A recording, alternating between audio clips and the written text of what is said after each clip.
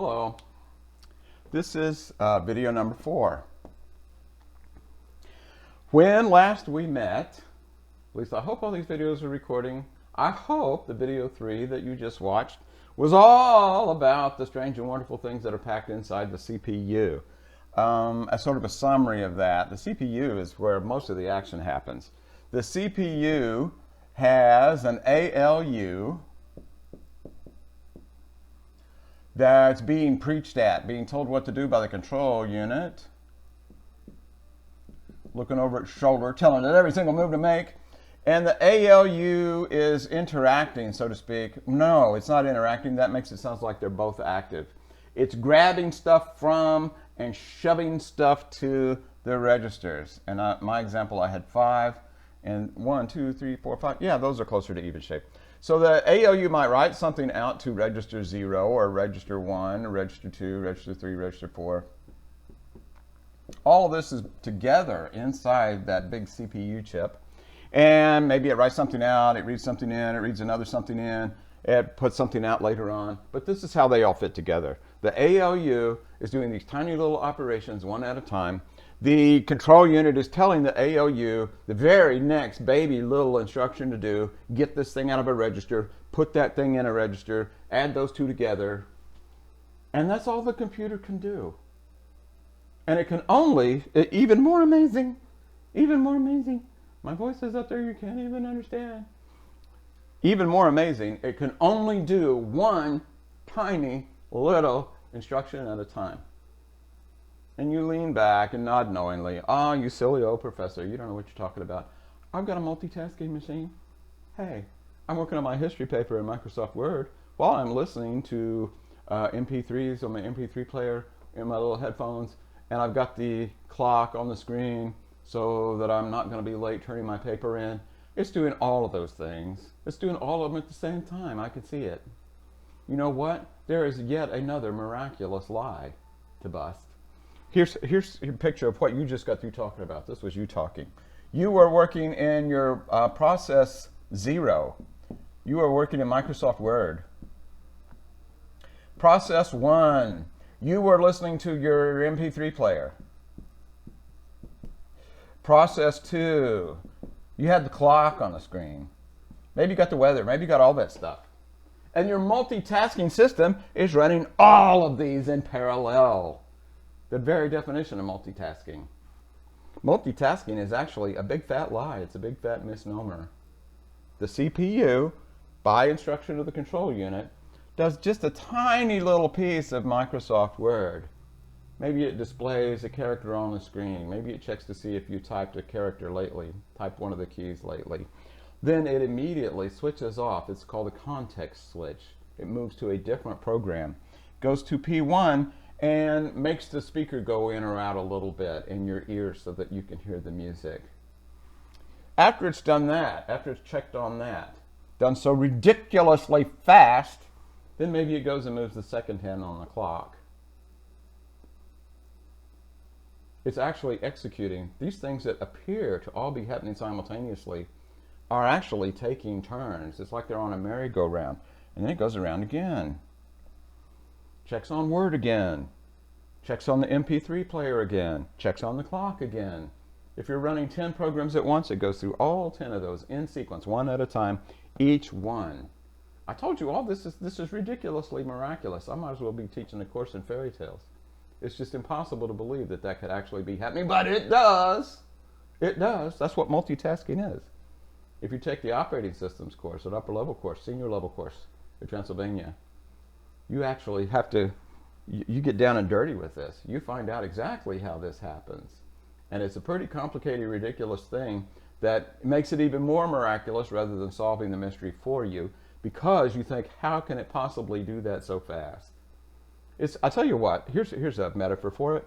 You remember that DVD you love so much, Frozen? It looks like you're seeing stuff that's in all these multicolors, and they're moving around, sliding on the snow and everything on the screen. They're not. It's displaying pictures one at a time on top of each other. And it's fooling your brain. It happens so fast that your brain puts together these separate flat images, these still images, so that it's the illusion of motion when there's nothing moving on the screen. It's a flat, single, two-dimensional picture, still picture, displayed one at a time real fast. Here's the same thing, same principle here. It goes around and executes tiny little pieces of each one of these programs so fast, it fools you out. It looks like it's doing things in parallel. It's not. Even if you have a dual processor or a quad processor, that means you've got 2 ALUs or maybe 4 ALUs. It has to divide the load, which means it kind of splits up different pieces of different programs and farms them out, but it's still going through the cycle. You've just got 2 or 3 merry-go-rounds, or actually 2 or 4 merry-go-rounds rather than just one. But it still works the same way. Okay, and I thought the CPU was all about last time. Okay, well, this puts it all together. I'll claim that. And I've already marked it out, so I can't even mark it out again.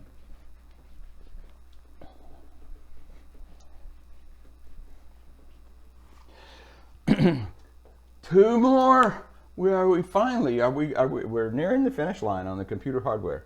How about 3, memory?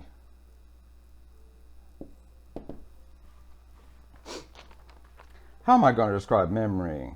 I'm going to describe memory as saying that holds the data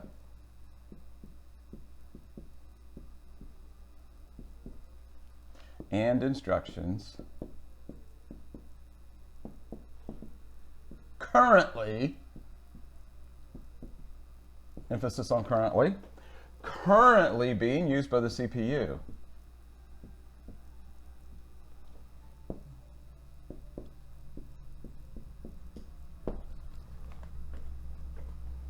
Holds the data and instructions currently being used by the CPU.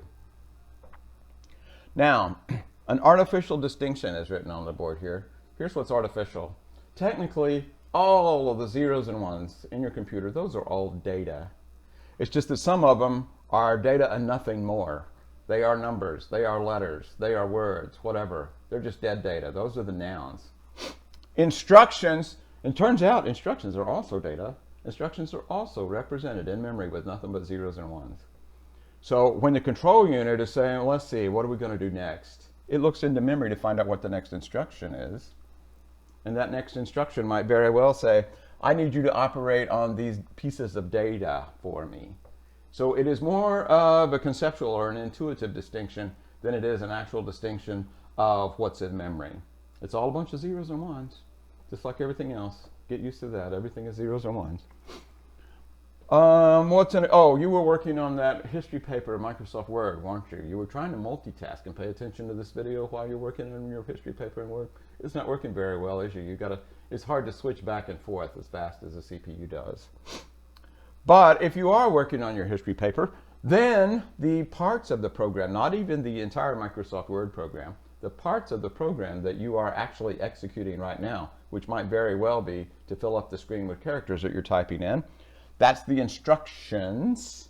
Part of the Microsoft Word application, the Microsoft Word program, has to be loaded into memory for the CPU to be able to execute it. It has to be sitting there.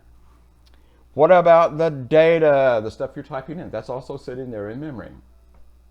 Now, I think I'm going to push this metaphor a little bit. In the olden days, Word did not do autosave. You had to remember. You had to remember to click on the little diskette icon, legacy icon, or you had to even type save or control S or whatever for it to take the data that you just now typed in 7 years ago. If you just now type that in and you haven't saved it, then it's sitting in memory, and if your little sister comes along and pulls the plug on your computer and you lose power, then poof, it's gone. That's because it was only in memory when that happened. The stuff you type in, when you first type it in, it's only in memory for until Control S, you click the save, you click the icon, and we've arrived for long-term storage.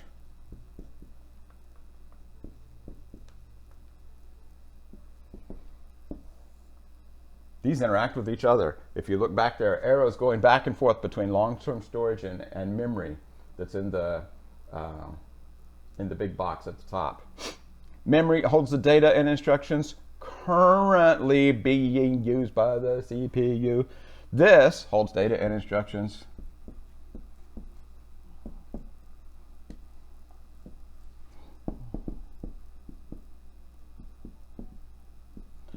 for, this is also data, just like that up there in memory. They're identical.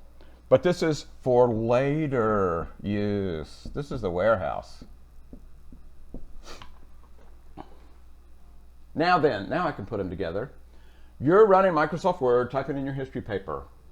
The part of Microsoft Word that you're running right now has been loaded from long-term storage into memory so the CPU can see it.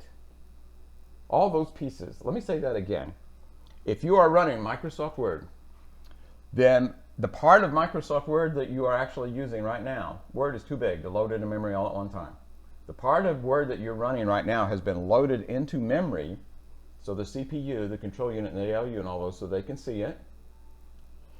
And any data that you typed in yesterday, you've got 12 pages of a 15-page paper, yay you. Those are sitting out there. Those 12 pages you did yesterday, those are out there in long-term storage. If you need to edit one of them, then you can go to that page and pull that page into memory so that the CPU can see it. And then Microsoft Word, the part of Microsoft Word you're working on, can see it. Now let me go back to the evil little sister example. When evil little sister pulled the plug and you lost that brilliant line that you just thought of 7 years ago, that was because it was sitting in memory, which is what we in the biz would call volatile. Oh my, sounds like it could catch on fire. Volatile, exclamation point, danger, danger. That just means it disappears when you lose power. This, on the other hand, is persistent. Persistent. And that's calm. I'll just put a period rather than an exclamation point. Persistent means that it stays after the power is gone. This is the warehouse. The warehouse holds stuff for later use, which might be just a few seconds from now, but still, it's stuff that the CPU cannot see directly. What happens is let me put these pieces together. Let's go back in time. You procrastinated. You just now started working on your history paper. You clicked on the icon for Microsoft Word that you had copied to your desktop.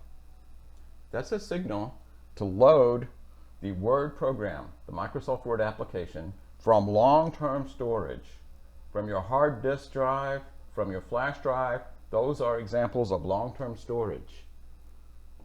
There's only one example of memory. There's memory or it's not memory. There's not different flavors or anything. This, remember, is part of what's in the big box. So the part of Word that you're executing, the beginning of Word, is loaded from long-term storage into memory so that the CPU can see it. When you turn the computer off, that Word program disappears out of memory, but it's still out on long-term storage unless something horrible happened to your hard drive. So that's actually called the memory hierarchy, and I think I've got room for that on the whiteboard, maybe not time-wise in the video. Memory hierarchy, H-I-E-R-A-R-C-H-Y. Now start at the bottom, make sure I fit it all on here, work my way up. Long-term storage. That's the warehouse. Nobody can see it. In the old analog form of books that are stored in an old analog library rather than everything being online, this would be the stacks and stacks of books that are on the shelves. You're going to write a history paper the old-fashioned way. You're going to actually open books and look through them. So you stake your claim to a table in the library. That is your space. That's your work area. That's memory. When you're ready to start using those books, you grab them off the shelves and lay them out on memory. Your table. Library. Get the books out of the shelves. Vast long-term storage shelves. Put them on your smaller table. Dining room size, 8 by 10 maybe, whatever. But now you've got the books that you need to write your paper. There's still one more step. At the top level, the absolute fastest access memory are that tiny little set of registers. And there's no point in having a whole bunch of them. Since the CPU can only do tiny little instructions with tiny tiny pieces of data at one time, it would be a waste to have huge numbers of registers. So the long-term storage, here's the metaphor again, if I can keep all the pieces together. Huge stacks of books on the shelves. You bring just the books you need and put them on the table in front of you. That's the memory. And then the registers, that's when you open up a couple of books. You can't read all those books at one time. I don't care how many you got on the table. You can only be looking at one or maybe two pages at one time. Those are your registers. Those are the things that your meat-based CPU is using right this instant. When you flip to the next page, it's like you put new values in the registers for the CPU to use. Now, the library metaphor doesn't make a lot of sense going the other direction. But let's say you are doing a mathematical program, and it's doing some complicated arithmetic, like addition. So it did add two numbers together. Well, maybe it goes from registers back to memory. We already looked at an example like that. And if that's data that you're processing that you want to be able to print out in some sort of summary report later, then maybe the calculation results that you have in memory, you want to flush those, is what it's called. Flush those out to long-term storage so that all that calculation you did will still be there the next day or the next week or the next year. This is huge. This is medium. This is tiny. Not very many registers at all.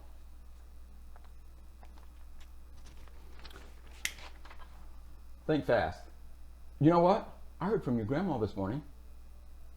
She's going to donate $500 to the cause. She's so excited that you are finally taking a computer class, dragging yourself kicking and screaming into the 21st century, that she wants to be part of it. She wants to have some skin in the game. And Granny's going to give you $500 to upgrade your computer, and you're torn. Because Granny said, well, you could either upgrade the memory by $500. You know what? For $500, you'd probably buy a new computer. But anyway, let's pretend along with me.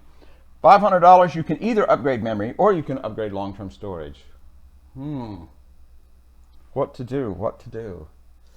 Upgrading long-term storage, I could use that to buy an external hard drive. That's an example of long-term storage. Upgrading memory, I'm actually going to have to open the box and put more memory chips on the computer. But I'm torn. Which do I want? Do I want to upgrade the memory or the long-term storage? Well, it depends on how you're going to use it. Think of it this way. If you've got a bigger table in the library, then you can have more books there for your rapid access at one time. So if you're a gamer, to put it in actual computer terms, you might very well want to upgrade memory. You can store more of those complicated, huge game programs in memory at one time, and it won't take so long to go from stage 2 to stage 3, for example. What it's doing, if you notice a significant pause as you move from level 2 to level 3, what it's probably doing is loading stage 3 or level 3 from long-term storage into memory and just copying over stage 2 because there's not room. There's not infinite amount of memory. So the more memory you have, the faster your programs will run. The larger the images are that you can edit in Photoshop. There's a non-game example. What about long-term storage? If you decide to upgrade that, then sticking with Photoshop, you're going to have more pictures. You don't run out of disk space.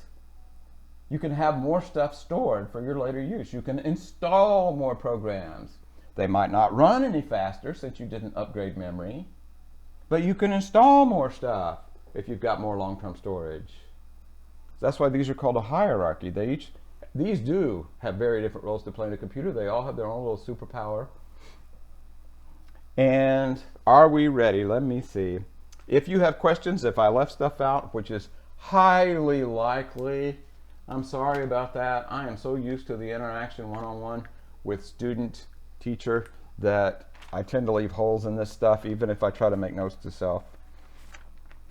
But we'll say that that's it for memory and long-term storage until I get questions, either during our regular class meeting or Zoom meeting or whatever.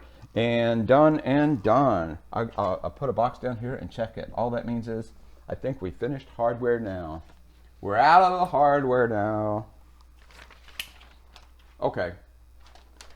I'll see you online.